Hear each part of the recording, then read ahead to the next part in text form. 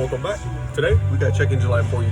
I'll show you what we're looking at. Smart remote actuator EGR learn cycle incomplete, learn span too small, position deviation error. See all the code numbers there: 2791, 131811, and then of course 520, 296, 31. All these codes relate to the same thing. So let's figure out what it is. So I got the troubleshooting here, but I'm gonna give you a quick inside tip that'll make it go really quick. This heat shield here, it's just held on by 3 bolts. Remove that, get it out of the way, just so you can take a look around, see what's going on. Here's what you're looking at here, your linkage. You wanna make sure those balls rotate nice and free. You wanna go ahead and disconnect it from the linkage. Right there, you wanna go, get the light on here for you. There it is. You want to go ahead and disconnect it from that EGR actuator, which is 12 millimeter socket. I just use 12 point. And if you could do this, move your butterfly valve from stop to stop, then you know your valve is good. The only other thing it could be is your actuator. And the way to test it is turn the ignition on. If that, let me get a good picture for you. Turn the ignition on. If it moves back and forth, the actuator is showing it's good, but there could be something, an internal failure with it. If it doesn't move, like this one is, then the EGR actuator failed. So, I turned the ignition on, it didn't move at all. Actuator is the failure. Alright, so since we got that heat shield off, we're going to need to go ahead and take this one off as well. We're going to undo this little wiring right in here. Oh, the clip already came off, no biggie. Alright, 2 bolts, 2 bolts. Easiest thing to do is remove this as well, or you can work around it. I like to work around everything. Not the best thing to do.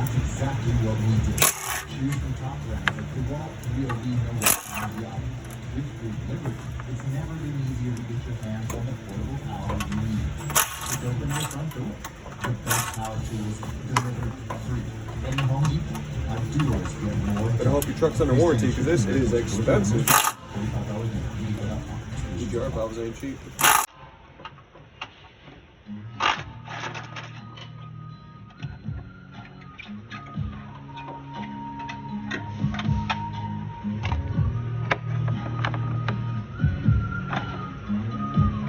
Could get it from the junkyard, but you never know what you're gonna end up with.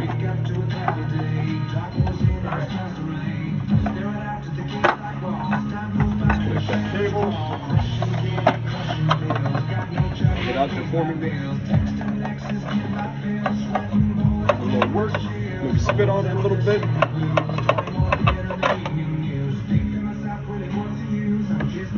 That's it. Can you see the face? He's smiling at you.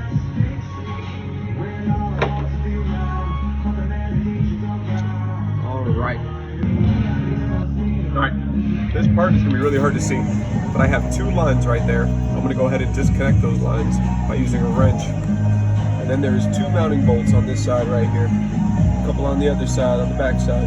So once you get that pull rod off, like we talked about earlier, get these 2 lines off, drain the cooling system first. I like to drain it from the block, make sure you get everything.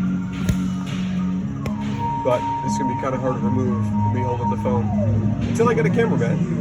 Hey, I'm hiring. Alright, we're back at it. Oh, I gotta get that back one.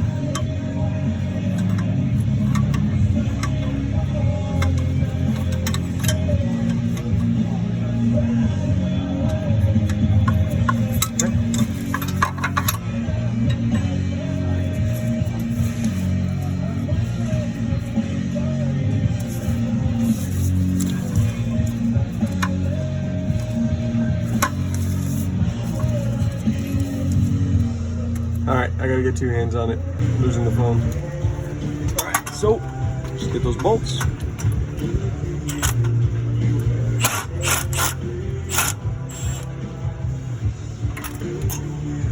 We get a long ass.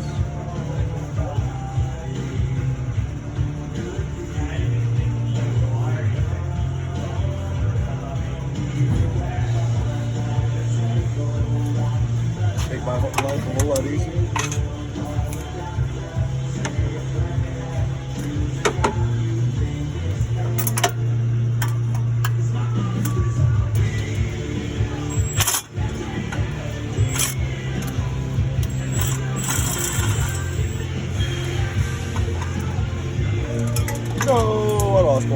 Hey, that's why we got a magnet, right? The good thing is, it fell. It sucked if it didn't fall.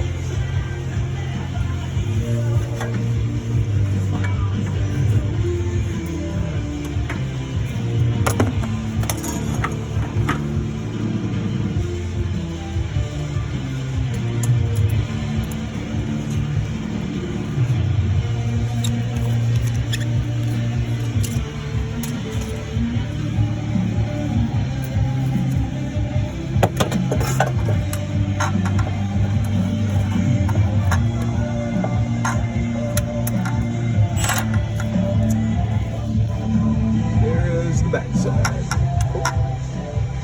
Of course, I need 2 hands. All right, so we're back to the EGR actuator. Here's the old one. Here's the new one. As it sits on the truck, it sits like that.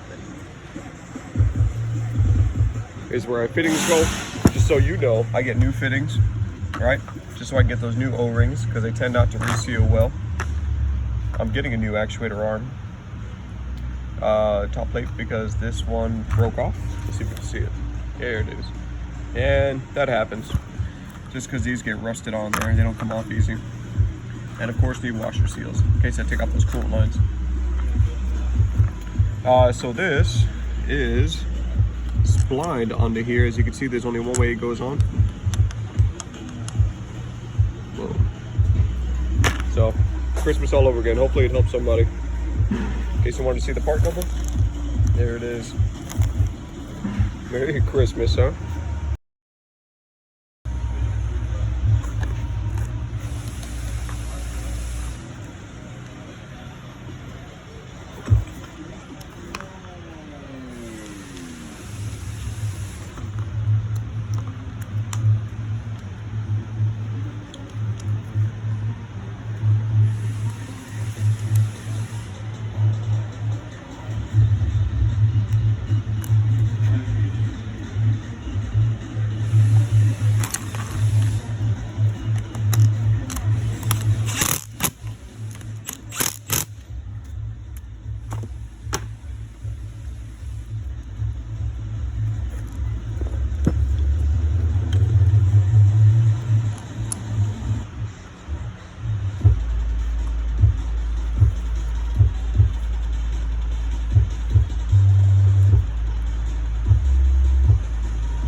All right, so it is splined on there.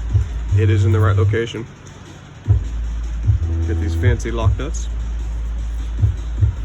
I'm just gonna drive it down. What you could do is you can get a socket on there and hammer it if you wanted to. Just like that. I don't have a hammer right next to me, but just get them and it works.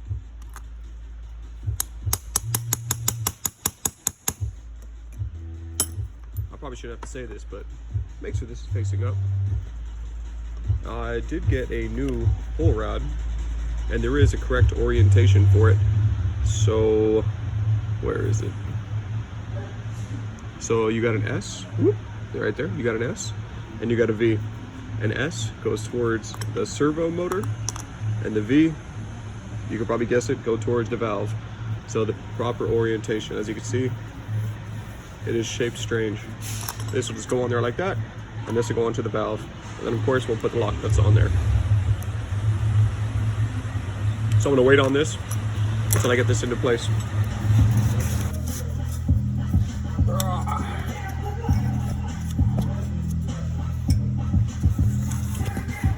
All right, this isn't gonna work. All right, so as you can see, I got both lines started. Difficult to hold this camera, so you guys bear with me. Now I'm gonna go ahead, get the bolts lined up and in place. And then you'll see what we're looking with at the end. All right, so I do want to show you that you gotta be somewhat of a gymnast to get back here. So I like to go from behind this EGR hot pipe here, this crossover pipe, and back just to get those wrenches on. And it is tough, especially with the stubby. So you gotta make sure you're getting them tight. You gotta make sure the fitting's not gonna move.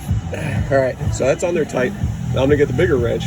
I'm gonna see if I can't just make sure it is real tight. You know, it's always kind of hard to tell with stubby. Can't do much with a stubby. That's what she says.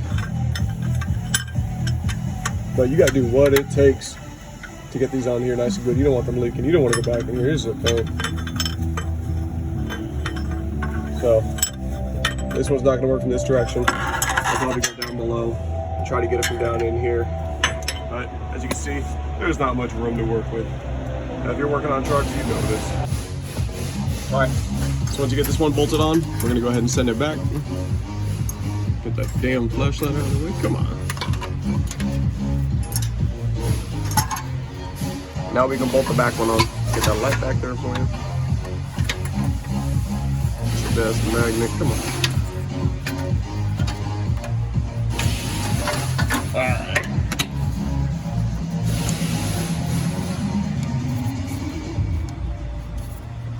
There we go. So we're gonna go ahead and get the V towards the valve, the S towards the servo. And we're gonna get that ready to be put on. All right, so I went ahead and connected the electrical connector. Pretty easy to do, just run the wire through. Now we're gonna go to faults. We're gonna clear the faults.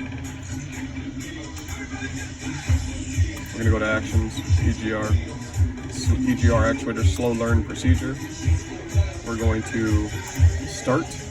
And remember, you can only do this once per key cycle, I believe.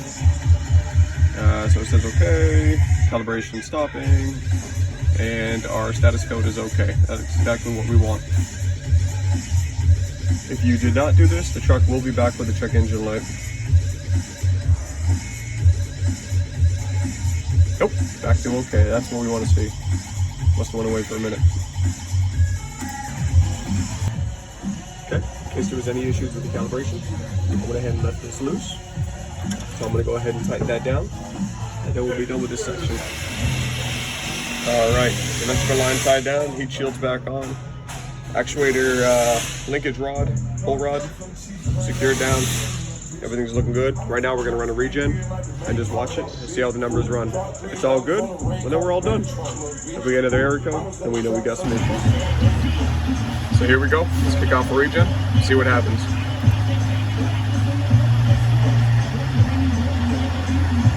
I'll monitor for you guys. So, regen ran good. I checked that SRA3 code. Not code, but parameter, really. Checked it in the charts, and it stayed okay the entire time, so I shouldn't have any other issues. Now, these are known for losing that memory, so if the truck goes a few hundred miles and comes back with the EGR fault, then we know the calibration didn't stick. So we just run another calibration, set it on its way, it's good. But after this regen, something should have happened. Everything will look good, so make that money, get the hell out of here, huh?